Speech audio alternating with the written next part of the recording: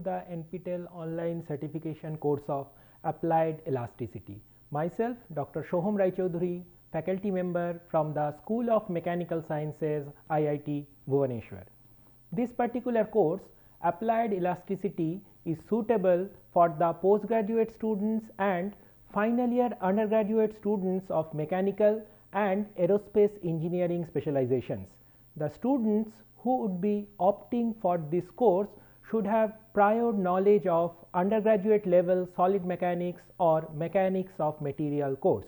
So, at the end of the course, the students who will be opting for it should be able to formulate and solve various elastic deformation problems using the elasticity approach involving different mechanical and aerospace engineering applications. Now, what is meant by this elasticity? This term elasticity refers to the property of the material due to which it can be restored back to its original or undeformed configuration upon removal of the force causing the deformation. Here in the figure you can see 4 different stress strain behavior of 4 different types of materials, where depending on the loading and unloading path and the amount of permanent deformation at the end of unloading, the material can be categorized into 4 different categories.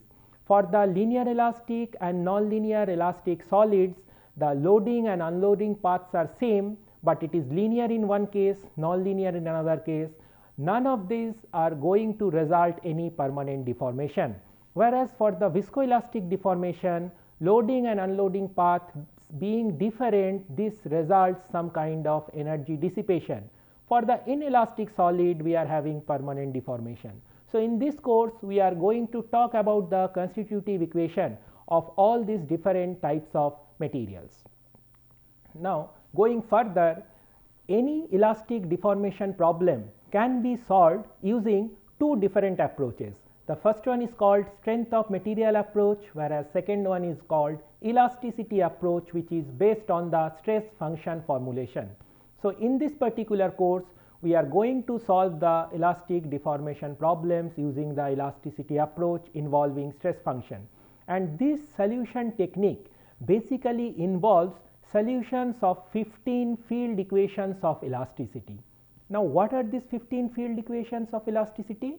This involves 3 equilibrium equations in 3 orthogonal directions, 6 constitutive equations relating stress components with the strain components, and 6 strain displacement or strain compatibility equation. So, we need to solve these 15 equations along with the suitable boundary condition, and with that we can get the solution for any elastic deformation problem. So, what are the typical elastic deformation problems we are going to consider in this course? So, we will start with the elementary problem of 2-dimensional plane stress or plane strain problem, which would be solved with the help of Airy's stress function. Then we will go for the problems of bending and torsion. We would consider the bending of prismatic bars of both straight as well as curved geometry, and then proceed for the torsion problems of circular and non-circular cross section tubes, which would be solved with the help of Prandel's stress function. Now, moving further, there would be few advanced topics, including the stress concentration of a hole within a plate subjected to different types of loading such as uniaxial tension or biaxial tension, a variety of axisymmetric problems such as compound thick cylinder or rotating disc, semi-infinite domain problems involving the loading on elastic half space as well as wedge problems. This course will also contain the thermomechanical problem involving thermal stresses and plane elastic contact problem for different indented geometries. So, in total, those who are attending this course would be able to formulate and solve any elastic deformation problem involving various boundary conditions and loading for different geometries related to different mechanical engineering applications. Thank you.